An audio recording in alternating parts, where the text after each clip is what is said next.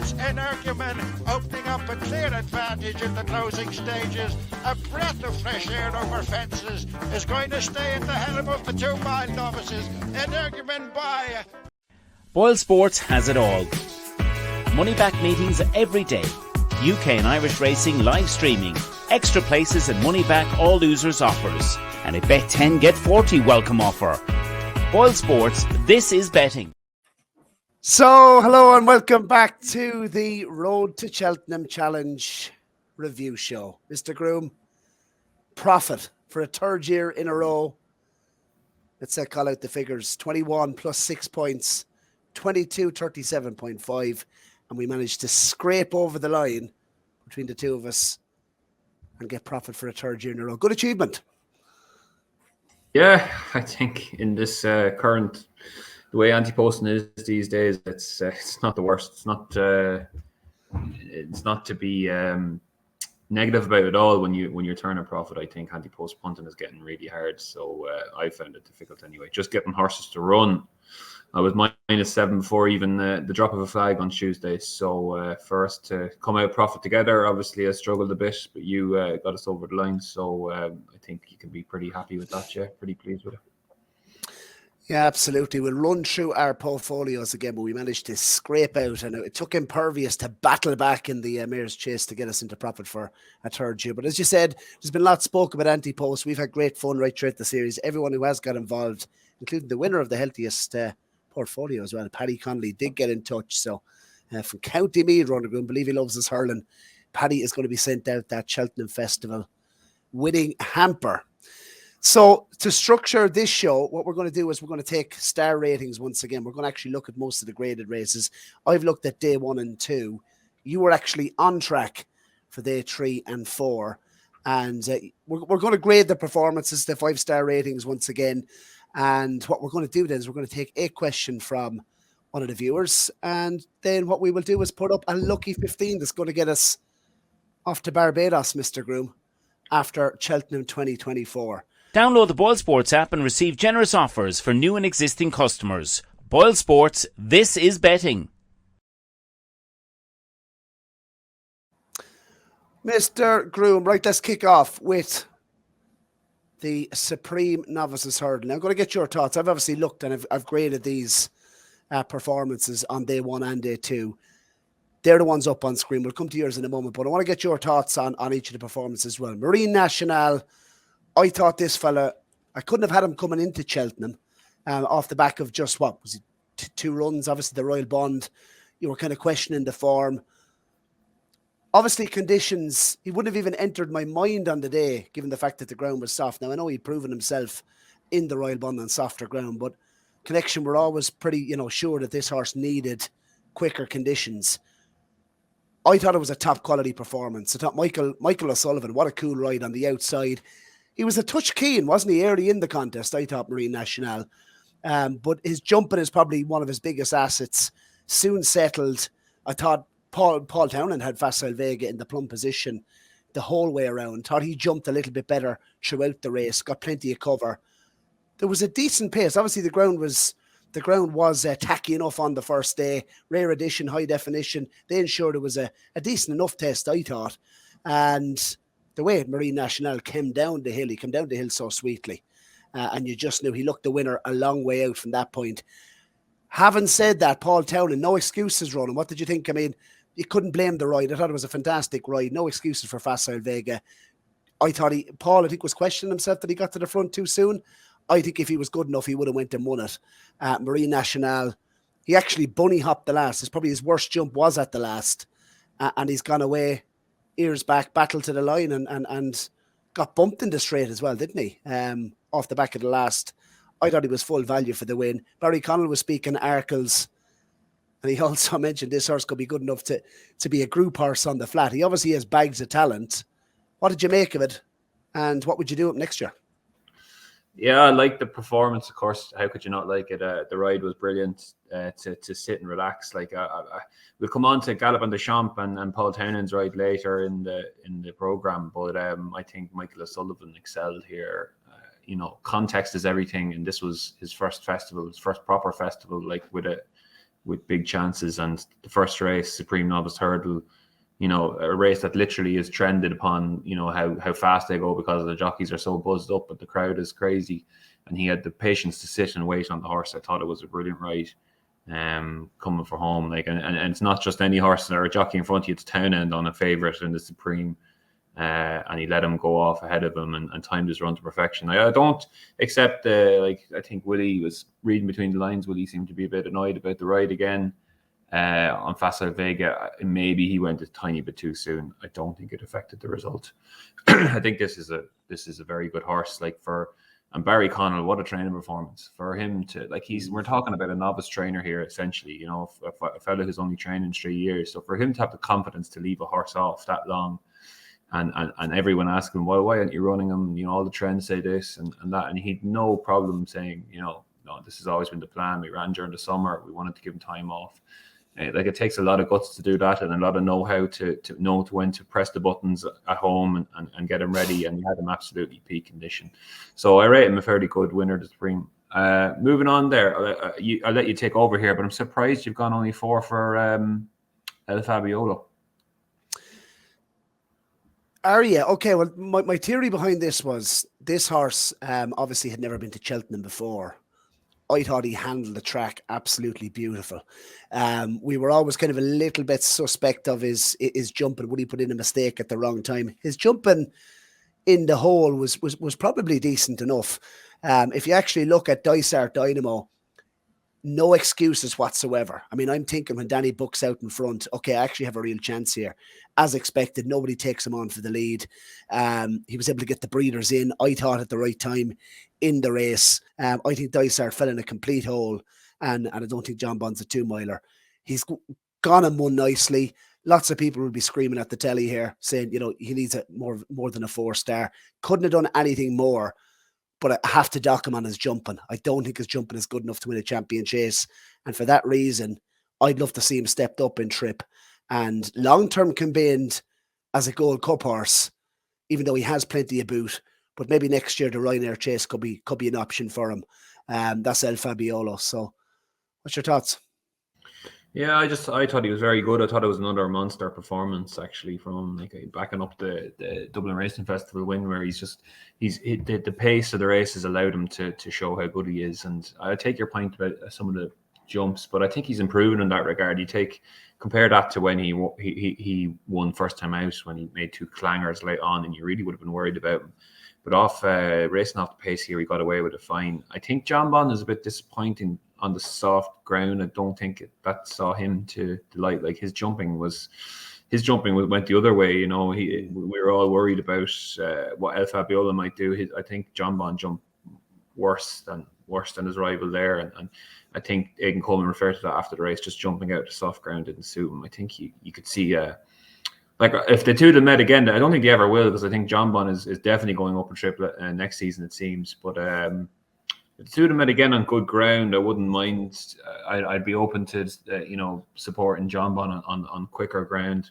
I think still rate his performances earlier in the year, but I thought El Fabio was very good. Yeah, I think Paul Townend needs to be given a lot of credit for this ride once again. I think, in factual fact, Paul Townend, his riding over the whole festival, that was fantastic.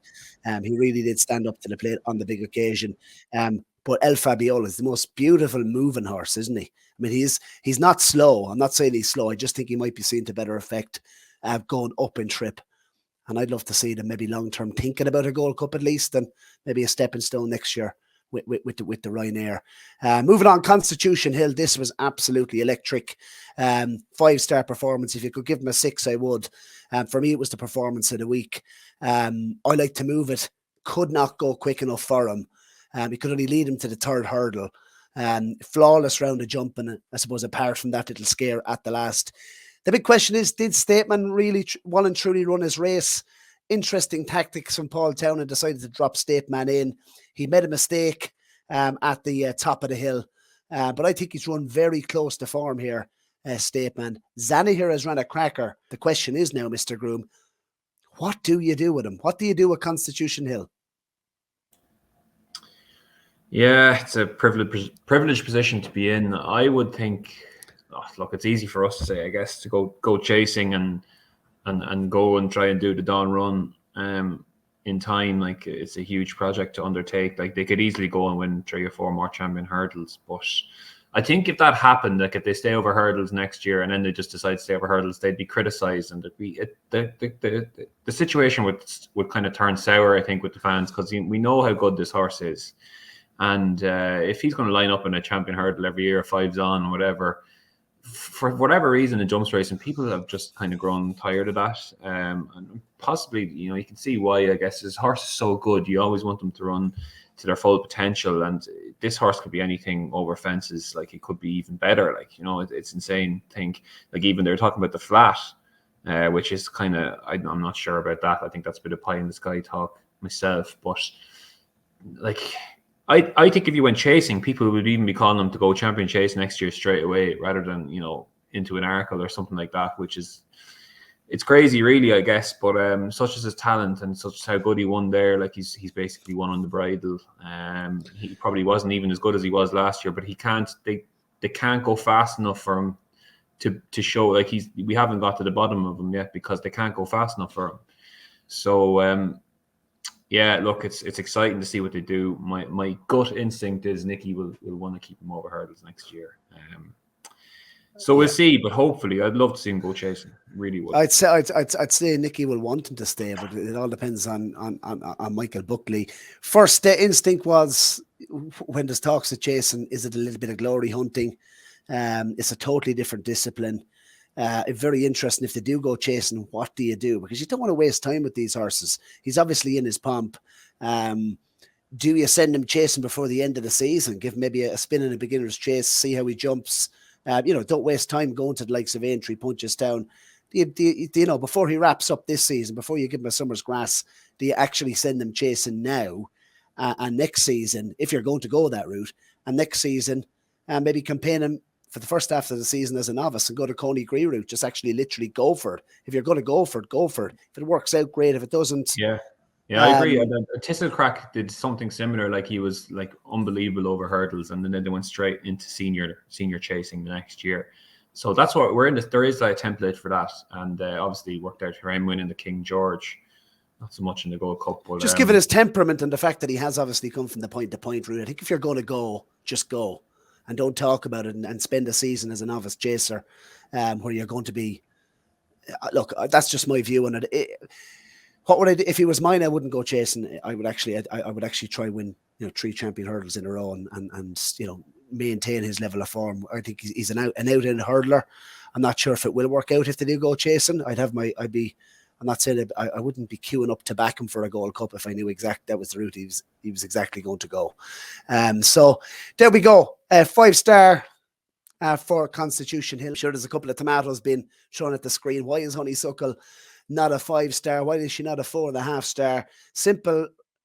It's a simple answer. Honeysuckle, 5-star moment, 3.5-star performance. Very good performance, but in the context of every horse we're reviewing, the Mares Hurdle, they went quite they went quite slow early in the race. Johnny Burke had the complete run of it early on in the contest.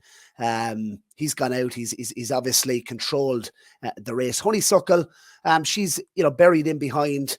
There was a couple of the other mares, the likes of Epitante, Marie's Rock, and most notably Echoes in Rain, were very, very keen in the race. So I'm not sure in the wind-up have they actually run to form. Not sure the race was run to suit any of those mares. Queensbrook has shaped well in the contest. Honeysuckle, she hasn't done anything here that she wasn't entitled to do when she was banged there at the last. I mean, she was rated, quite inferior to Love Envoy, who is a progressive mare and who I thought was going to get us up for another win on the challenge. But for me, it was a good performance. She battled well, but in terms of a 5-star moment, absolutely. But not for me in terms of a 5-star performance. Imperial Pass, Mr. Groome. Lots of people would have had him up there as a 5-star. Where have I docked him the mark? The Ballymore, once again, was quite slowly run. They went steady early in the contest, fraction set by Champ Kiley. Imperial Pass, if anything, I thought he was over racing early in the contest. He was actually quite keen for a long way in the race. came down the hill very, very sweetly. But what about the Barry Doyle tactics turning from home, or is that just a myth, Ronan Groome? Off the back of the second last, Champ Kiley turns right, kind of takes out Hermes Allen, who was probably going to lose at the time. Good land the same. The winner was always Imperial Pass. He was obviously travelling the best, but he gets the dream run up the inside, and I think his turn of pace actually wins him the day. Once again, what do you do with Imperial Pass? Do you send him chasing? Do you go hurdling? Take Constitution Hill out of the equation. Do you think he's going to be a better chaser or hurdler? Take Constitution Hill out, go champion hurdle. But I think they're just going to spend the summer refreshing the Twitter feed on Nicky's 7 Barrows account on Twitter and waiting to see what comes out. And I think that's the case for a lot of horses, to be honest with you. Because, it just makes sense, really. You do the opposite to what he does, and then you have a live chance of winning a Cheltenham Festival race, whereas you meet him in an Arkle or a champion hurdle, and you're probably playing second fiddle, So, geez, he was very good in Perry Pass. Again, not for the first time, I was kind of banging the drum for this going into the festival, that the Ballymore pace is so important. And he showed bundles of it there, I think. And I don't get, just a quick one on Hermes Allen, so it's dead against him. I wouldn't give up on him. He was disappointing, but he was well below form of Newbury. He didn't just get beaten because of the conditions of the race. I still think he's a top prospect. You wear it well, obviously, doing another bit for his Newbury form later in the week as well. I still think he's a prospect as a chaser next season. And he was backed late on here as if, he was a very, very good horse. And in Perry Pass, he drifted out the favourite, which was interesting in the end. But very good. If he was mine, Constitution Hill, take him out of the equation, I go champion hurdle. But I think they're just going to wait to see what he does. His jumping is absolutely excellent. I just thought he was a touch keen. The race was probably run to suit him more than any of the other horses. Good land, probably wants nicer ground. Henry Allen the same. And I think they probably both want a fence and further. So Arkle champion hurdle, I think he'd be a cracking chaser. But he showed, I think, a turn of foot in this particular contest that I don't think even Willie expected. That was in Perry Pass. The real whacker. Lots of people saying it was an average renewal of the Brown Advisory. Obviously, had him in his team captain. He was a 12-pointer on the books. It's not emotion giving him this star. There was it was probably one of my favourite moments of the Cheltenham Festival. I genuinely think it was a serious performance from the real whacker. He went out there, he bounced out. Jumping was a sight to behold. The key thing here for me was he had Braun for company the whole way around. He never left him alone. Racing up sides, headed him on one occasion, racing up beside him on his girt. He really had to do it the hard way. It almost reminded me of a Cody Gree-esque performance. From the front, booked out, no messing, jumped with aplomb. And this was a proper 3-mile novice chase performance, I thought.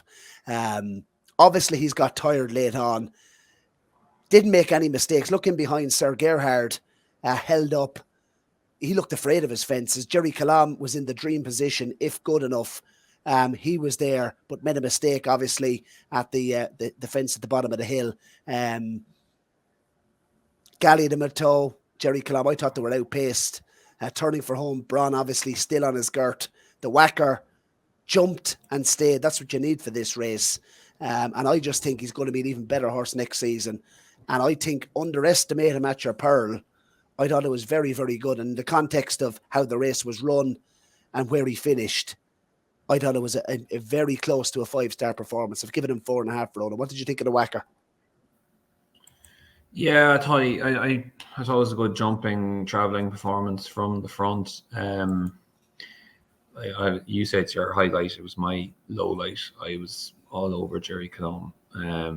And had a decent bet on him for one so short. I don't usually do that, but I had a good bet on him a week out before the festival. So it was hard to watch now. I knew you were on him. I knew he had the old captain's armband on him as well, coming up the straight. So I agree with how the race is run. I think you're talking about millimeters and seconds here, but if it just took Jordan Gainford a while to get him organised, Jerry Colombe, and once he did, he was, he travelled like a bullet up the straight, and he just had too much to do. I think like a few yards past the line, he was a half a length up on him.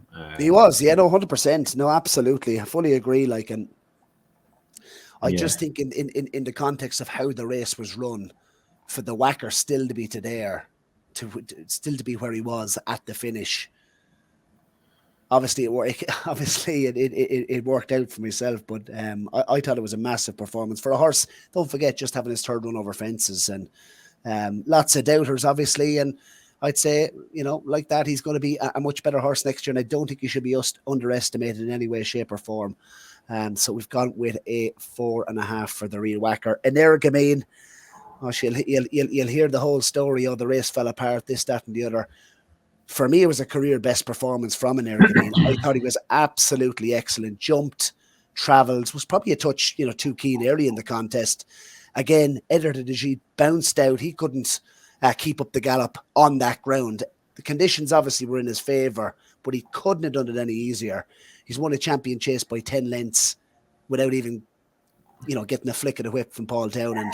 And I thought it was a sensational performance. 5-star for me.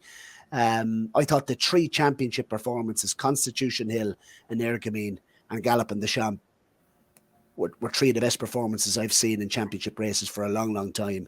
I thought it was a vintage Cheltenham, and Energamine obviously played his part. Edward Stone didn't run his race, to be fair, but I just don't think the winner could have done it any easier. Given the fact that he was always travelling in the race, wasn't he? Probably almost over racing early in the contest. A flawless round, and come up the hill like an absolute jet. And Energamine, 5-star for me, Mr. Groome. And we won't talk to you about the bumper. I've given A Dream to Share 3.5. Good performance, but once again, in the context of the whole festival, I don't think you could give him any much more than that. Quickly, before we move on to you, thoughts on Energamine? Very good. Very good. Race fell apart in behind him, but he's very good on the clock. Those are his conditions. He's probably unbeatable on soft ground now these days. If I'd love to see him in a decent ground champion chase to see what he's made of there, but if it's soft ground next year, he'll take a lot of pegging back, I'd say. Okay, kick on. Stage Star. Yes, so Stage Star, like he was good. He jumped and travelled beautifully from the front. I think they went a little bit slow here. They gave him a bit too much rope. The finishing speed would tell you that they finished, quicker than would be par for the race. I'd say if the riders in behind could have their time again, they would have got up closer to Stage Star. Harry Cobden was brilliant. He's a nice horse, Stage Star. He's got good course and distance form. They're talking about back to New with him next year, possibly for a Ladbrokes Gold Cup. I think he'd probably be a tiny bit overrated after this run. He didn't beat them by far, so he's only going to go up a couple of pounds. But a good performance. I just wouldn't be going mad about that. I don't know what you thought of the race as a whole, but I don't think it was of all the grade one winners. It was amazing. I think you're probably just about being kind to him, giving him a 3.5 star like that. He dictated the race. Mighty Potter hasn't run his race whatsoever. I was kind of questioning the tactics from Davy Russell early in the contest. I thought he was giving him. I'm not sure what he was riding the horse to best effect, but I think reports afterwards that Gordon had similar thoughts. And Davy said, he literally couldn't go any quicker. So I don't think the horse was ever going. 3 stars for me. Good horse, but nothing more. Very surprised you're only giving Envoy Allen a 3.5 though. Yeah, and just quickly on Mighty Potter, that doesn't, like, the fact that he couldn't go that fast, it doesn't really make sense. But he didn't go that fast as a whole. He would have travelled faster at Leopardstown, I'd say. I thought the same. Yeah. So it's got to be the course. Something to do with the course. Envoy Allen, the reason at 3.5 is because Shishkin obviously blew out a few. Like, he travelled keenly early on, and he's well below par Shishkin, like not near the level he was at Ascot. And when you take Shishkin out of the race, I'm not sure what he did. Envoy Allen, like it seemed a pretty substandard affair. You took him out of the race. Now, fair enough, the horse ran keen enough for most of the way, but he's ended up beating like hitman late on who just doesn't want to go by or has no resolution at all, and that's kind of allowed him to get away. And Shishkin's ran on for second. Then it's more kind of the race. Obviously, very good performance to win a Grade 1 at Cheltenham, but just the standard of the race, I wasn't as impressed with Shishkin blowing out. What's my next horse? Bring that thing up again.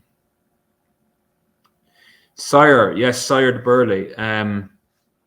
It's not exactly a horse to follow for next year or anything, but credit where credit's due. He's an absolute standing dish around Cheltenham. His third festival win. I thought this was run really well, like a really strongly run stayers hurdle, and he's just out battled two like Dashal Drasher and Siup, who's run an absolute cracker as well. I think over the trip of the first strongly run race.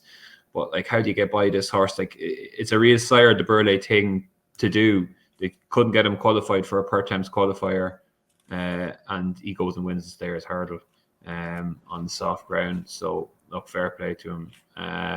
Really strong staying performance. Have they gone off miles too quick though, Ronan, on that ground, considering every other race on the card? Like, looking at the early sectionals, Flooring Porter has just literally kamikaze effort, is it?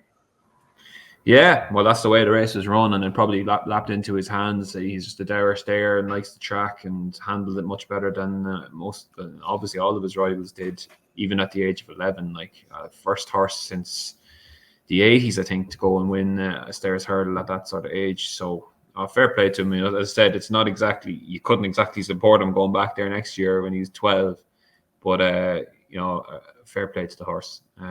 Don't mind seeing horses like him go and win big races, because he's obviously a real character around the yard, still to be at the top of his game at 11. So fair play. Lossie Mouse, I have a feeling you're going to be vehemently against this sort of judgment. Maybe it's my ingrained thought process with triumph hurdles and general juvenile hurdlers that I just thinking about next year and what she could do, and I straight away just be against triumph hurdle horses as a rule. And like, she has reversed the form with Gala Marceau, which everyone thought she would do. Well, general people thought she would do. I gave Gala Marceau a chance of confirming the form, but this race they've all run keenly. She as well, Gala Marceau, they've all kind of over raced for much of the race, and it's turned into a bit of a sprint again. Just don't think the form is that good. Like, everyone was ranting and raving about Vauban last year and Pied Piper and Phil Dore, and they've just not been that good this year. It's just so hard for those juvenile hurdlers to come up and race as 5-year-olds against company. I don't think it's going to be any different from her. She'll probably go the Mayor's Hurdle route, something like that. I think she's struggling that, to be honest with you. Ronan, I just have to come in of all your horses that you've mentioned. She was on the week. I gave, in terms of the graded races, I gave 5-star performances, and she was one of them. I thought Jupiter de Gite went off a right good rattle. I know you said a couple of them over raced, and she did. She absolutely did. Lost the amount. She was full of running in fourth position on the third flight. So when they turned out on the circuit, obviously they came up by the stands and went to go on the final circuit, and she was over racing. She was pulling a cart down the hill. She was absolutely tanking. You're saying she's not going to get home. She's still on the bridle coming to the last flight. She's went away. She's pinged the last, and she's went away and won snugly with just 2 flicks. I get what you're saying. Trying further record, going forward, what can she do? I don't know. The one thing, Willie, I think Champion Hurdle was mentioned afterwards, and Willie obviously is thinking Vauban last season, but then he says not too many 5-year-old fillies have actually went that route, and I don't know whether that's, but that was his comment straight away afterwards. She's an absolute million. Oh, yeah, possibly. Well, if Constitution Hill doesn't go, I'm sure she's going to be a lot shorter than 16 to 1. The mind Constitution Hill. She's a million without Constitution Hill. I don't know. I think she's a very, very, very good filly. What they do with her, I do not know. It might be a tough season for her next year, obviously, as you've mentioned. But I just thought it was in the context of the way the race was run and what she's done in her division, 5-star all day long for me. I thought she was very, very good. Big disappointment, obviously, in the race was Blood Destiny, but we've Albert Bartlett's and Gold Cups to move on to Ronan Groome. Stay Away Faye, once again, very good performance. I thought up at the pace the whole way, went a rattle to the first. You've given him a 4-star. That was a good race, I'd say. Yeah, I think so. I thought it was a good race going into it, and it turned into a really strongly run race. Like most of these haven't actually finished. So for him to see off the 2 good Irish novices, Sandock again and Affordale Fiore, who's run a huge race, I think this is a fair performance. Yeah, and just his 3rd run over hurdles, I think, for Nichols. And Irish point to point, coming out of the Irish point to point field, so going to go chasing next year. Real strong stayer from the front. I think he had Corbett's Cross covered at the last. Don't know what you thought, but I thought I'm not sure he was getting there, Corbett's Cross. And this is, I think, a race that will be significant next year when we're looking at the novice chase division, probably the Brown Advisory and the National Hunt Chase. I think this race is going to produce a few winners, even the horses that disappointed in behind. Can still see them going well. Albert Bartlett often has horses who finish down the field and then come into their own the next season over fences, and I think this will be no different. But Stay Away Faye, like you put him in the category of likes of Manila Endo, given how unexposed he was going into the race. Like he has that same sort of profile. So I think for a horse with limited experience to go and show his mettle in a race as dour as this was, the Albert Bartlett, a really strongly run race, I think was a fair performance. So he got to go on your shortlist for the staying novice chases next year. What would Ted Walsh have said with Corbett's Cross at the last? I wouldn't like to hear his commentary. The dirty so-and-so. Couldn't believe it, Ronan Groome. What he did, I do agree with you though. I'd say Stay Away Faye did definitely have him covered. Corbett's Cross got in all sorts of trouble early on in the contest. Came down the hill well, was probably over racing. Galloping the Champ. When did they school this horse at all over fences this season? He was ploughing through fences, still won the Gold Cup. With any amount in hand. Yeah, he's bolted up, hasn't he? Like it's some training performance from really. You shouldn't discount what this horse was doing last season. We were talking about him non-stop on the show, and we were very much in the camp that he should go for the turners. That's the type of horse he was, exuberant from the front, uses kind of strong running style. But he's turned into a complete different type of animal this season. He's relaxed. And I've never seen, Ronan Groome, can I come in? I've never seen a training performance like this for a horse to completely change his style of running in one season. And it's opened my eyes, let me tell you. That was a serious training performance, and that's a vintage Gold Cup. Probably you will remember Cheltenham for obviously the likes of the Honeysuckle moment, Constitution Hill. But for me, the moment of Cheltenham was the 2 classiest horses in the Gold Cup, hammer and tongs down to the last. They jump it as one. They land more or less as one, and Galloping the Champ is stretched away by 7 lengths. It was incredible. 5-star all day, if not 6. Yeah, no, I agree with you. I mean, Brave Man's Game, fair play to him. People doubting his stamina coming into the race, with King George winners, you always have that in the back of your mind. But he definitely stayed Brave Man's Game. He just got outstayed, if that makes any sense, by a better horse or a classier horse on the day. But he would have had everything else held, comfortably. Brave Man's Game just got beaten by a better horse. Quick word on the ride, because I think a lot was made with that. I think Tony McCoy said it was one of the best rides he's ever seen in a big race. Not sure about that now. I thought he was good town end, but did he make a huge, he could have done a couple of things. If he made a couple of, mini bad decisions during the race, I still think he would have won. I still think a lot of jockeys would have won on the horse. It was a brilliant waiting ride, very good ride, don't get me wrong, but I think the praise for the ride was a bit over the top.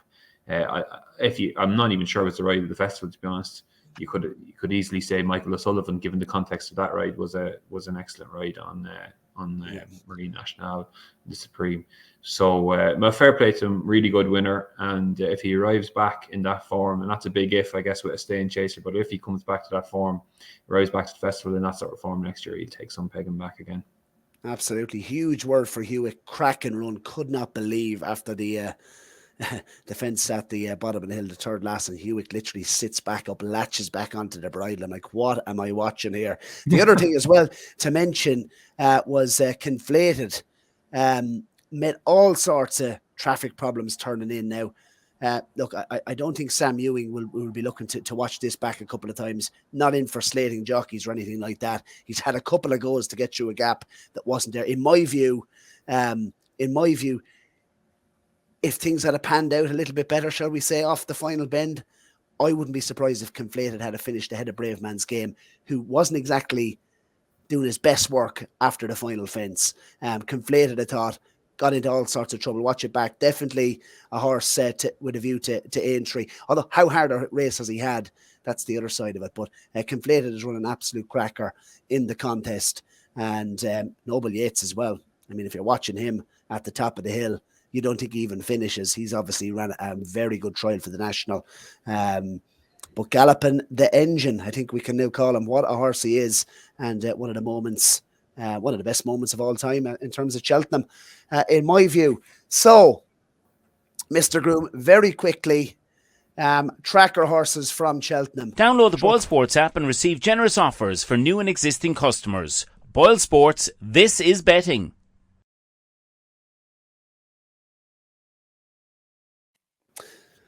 Tracker horses, Mr. Groome. What caught your eye? Maybe that didn't win. Yeah, Echoes and Rain in the mares. Like, just if they write a race or write a scenario where it wasn't going to suit her, it was this race. Love Envoy went off real slow in front, controlled the race. She pulled like she always does. Like, the writing was on the wall after a few hurdles. You know, they were going so slow. And Honeysuckle was in the right place to strike. Echoes and Rain ran on for fourth. Like, she's so talented, this mare. It's just unfortunate the way she pulls her chances. But give her 2 miles, put her back down to 2 miles, Punchestown. I give her a chance against State Man. I think she could run a big race. There.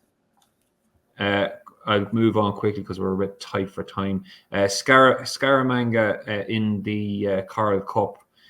Like, he raced wide for most of the way. He went off 50-1 here, right? So he's having his first run in, from the start of November. Scaramanga, his first run over hurdles for Willie Mullins. They sent him off 50-1, suggesting he was just a social runner, really. He's run a huge race in the Coral Cup. Raced wide for most of the way. He's got beaten by 3 handicapped lots. 3 horses who've just been, kept for this race all season and were well handicapped on the day, put it that way. And he's run a huge race. Scaramanga, he's only had 1 start over hurdles. This was it for Willie Mullins. So I give him loads of scope to improve now, possibly a Punchestown for the 2.5 mile handicap there on Saturday. So look out for Scaramanga. And don't give up on Chemical Energy. I know you're a fan of this horse. The ground just went from soft ground. I don't think he was going to beat Malar Mission. I think he was just struggling to pull him back. But he still ran a huge race on soft ground. He did a bit when he was in front then, and Gallard Demille caught him. But like, when you go back to his performance at Cheltenham at the start of the season, Malar Mission, he beat him by 61 lengths. So that was a fine run from Chemical Energy on soft ground. So back on a better surface, I think he could be okay as well. Absolutely. Well, you've actually stolen my thunder. Echoes and Rain was one of the biggest eye catches of the whole festival, as you mentioned. Conditions completely went against her. She hasn't been knocked about. She's run a fine race considering how keen she was early in the race, but very slow run race early in the contest. Back to 2 miles, to say Punchestown. I'd have her as a very lively bet. If she lined up against Statement at Punchestown, I'd have her as a pretty live contender. Western Diego and Captain T, the 2 horses for me to take out of the bumper.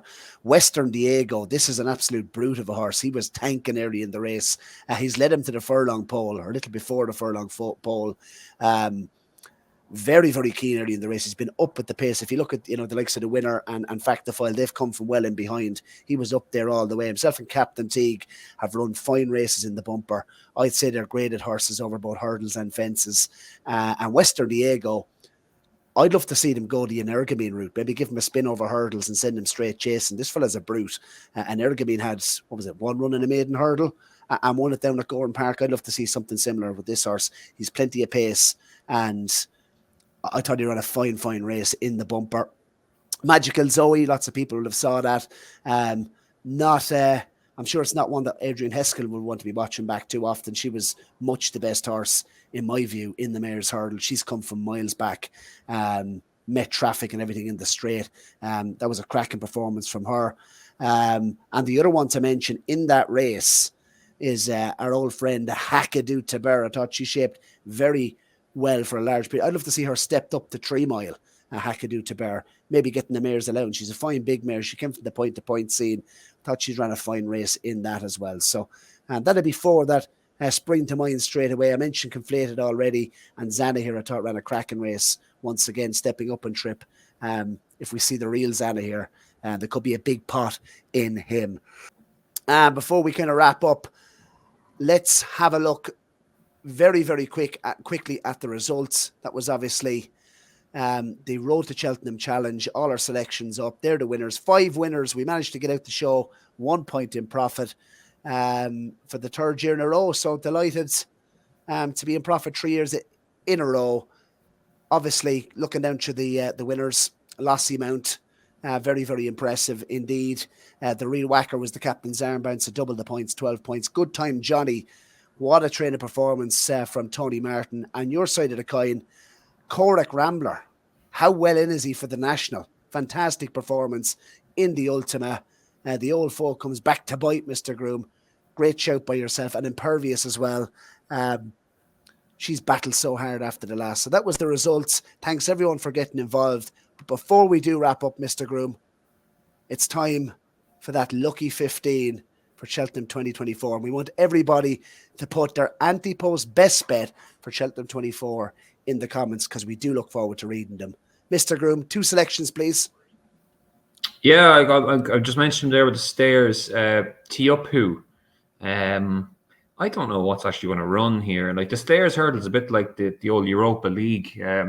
You get the old Champions League rejects in at the round after the group stages, so you could get anything in it. So you don't really have a bet on it long term out. But I'm struggling to see what will actually run here against them. And I thought he ran a fine effort, first effort in the race.